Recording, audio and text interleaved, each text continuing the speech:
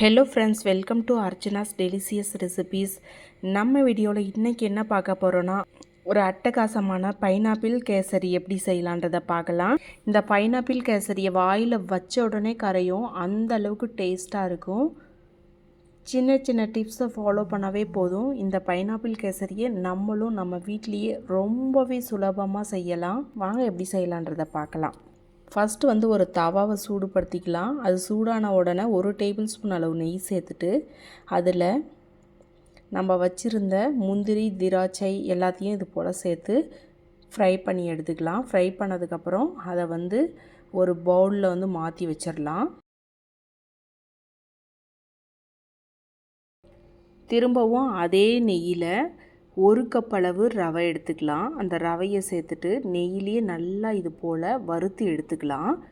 அதாவது இந்த ரவையோட பச்சை வாசனை போகணும், அந்த அளவுக்கு நம்ம வறுத்து எடுத்துக்கலாம். அப்போ தான் கேசரி ரொம்ப டேஸ்ட்டாக இருக்கும். இந்த ரவையை பார்த்திங்கன்னா தீய விடாமல் நல்லா பக்குவமாக இது போல் வறுத்து எடுத்துக்கலாம். வறுத்து எடுத்ததுக்கப்புறம் நம்ம எடுத்து அதை தனியாக வச்சுட்டு இன்னொரு தவாவில் கொஞ்சமாக தண்ணி சேர்த்துட்டு அதில் சின்ன சின்னதாக கட் பண்ண பைனாப்பிளை சேர்த்துக்கலாம். கூடவே கலருக்காக கொஞ்சமாக குங்குமப்பூ சேர்த்துக்கலாம். நீங்கள் குங்குமப்பூ சேர்க்கலைன்னா food colour yellow food colour சேர்த்துக்கோங்க. இது நம்மளோட விருப்பம்தான். இப்போ இந்த தண்ணி பார்த்திங்கன்னா நல்லா கொதித்து வரணும், அந்தளவுக்கு கொதிக்க விட்டுருங்க. 1 கப் அளவு ரவை எடுத்துக்கிட்டிங்கன்னா 3 கப் அளவு நீங்கள் தண்ணி எடுத்துக்கோங்க. அப்போ தான் கரெக்டாக இருக்கும். பாருங்கள், தண்ணி நல்லா கொதித்து வந்துருச்சு. இப்போ தண்ணி நல்லா கொதித்த உடனே நம்ம ரவையை ஃப்ரை பண்ணோம் இல்லையா, அந்த தவாவை எடுத்து ஸ்டவ்வில் வச்சுக்கலாம். வச்சுட்டு இப்போ தண்ணியை நல்லா நம்ம கொதிக்க வச்சுருக்கோம் இல்லையா, அதை ஒரே சமயத்தில் எல்லா தண்ணியும் ஆட் பண்ணாமல் கொஞ்சம் கொஞ்சமாக சேர்த்து இது போல் நல்லா கலந்து விட்டுட்டே இருங்க.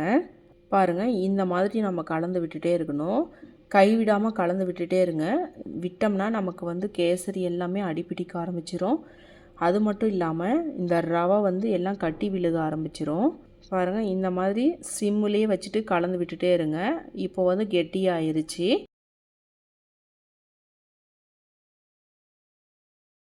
தண்ணி எல்லாமே சுண்டி ரவை கெட்டியாயிருச்சு. இந்த ஸ்டேஜில் நம்ம சர்க்கரையை சேர்த்துக்கலாம். 1 கப் அளவு நம்ம ரவை எடுத்துருக்கோன்னா அதுக்கு 1.5 கப் அளவு சுகரை எடுத்துக்கோங்க. இது கரெக்டான அளவாக இருக்கும். 1 கப் அளவு நம்ம சுகர் சேர்த்தாலும் நமக்கு கேசரியில் அந்தளவுக்கு டேஸ்ட் இல்லாத மாதிரி இருக்கும். அதனால் 1.5 கப் அளவு நீங்கள் சேர்த்துக்கோங்க. சர்க்கரையை சேர்த்ததுக்கப்புறம் இது போல் கலந்து விட்டுட்டே இருக்கலாம். சர்க்கரை கூட சேர்ந்து நல்லா இலகி வரும். இந்த ஸ்டேஜில் நல்லா கைவிடாமல் கலந்துகிட்டே இருங்க.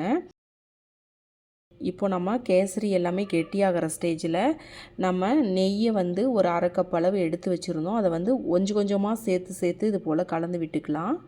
கலந்து விட்ட பிறகு நம்ம முன்னாடியே முந்திரி, திராட்சை எல்லாமே வறுத்து வச்சுருந்தோம் இல்லையா, அதை ஆட் பண்ணிக்கலாம். ஆட் பண்ணிவிட்டு இது போல் கலந்துருங்க. இப்போ பைனாப்பிள் எசன்ஸ் லாஸ்ட்டாக கொஞ்சமாக சேர்த்துக்கோங்க. அது ஒரு வாசனைக்காக தான் நம்ம சேர்க்குறோம். உங்களுக்கு வேணான்னா நீங்கள் ஸ்கிப் பண்ணிக்கோங்க. பாருங்கள், நம்மளோட பைனாப்பிள் கேசரி எல்லாமே ரொம்ப ரொம்ப டேஸ்ட்டாக அட்டகாசமாக ரெடியாக இருக்குது. நீங்களும் ஒரு டைம் ட்ரை பண்ணிவிட்டு எப்படி இருந்துச்சுன்னு மறக்காமல் ஃபீட்பேக்கில் ஷேர் பண்ணுங்கள். இந்த வீடியோ உங்களுக்கு பிடிச்சிருந்தா லைக் பண்ணுங்கள், சப்ஸ்கிரைப் பண்ணுங்கள், ஷேர் பண்ணுங்கள்.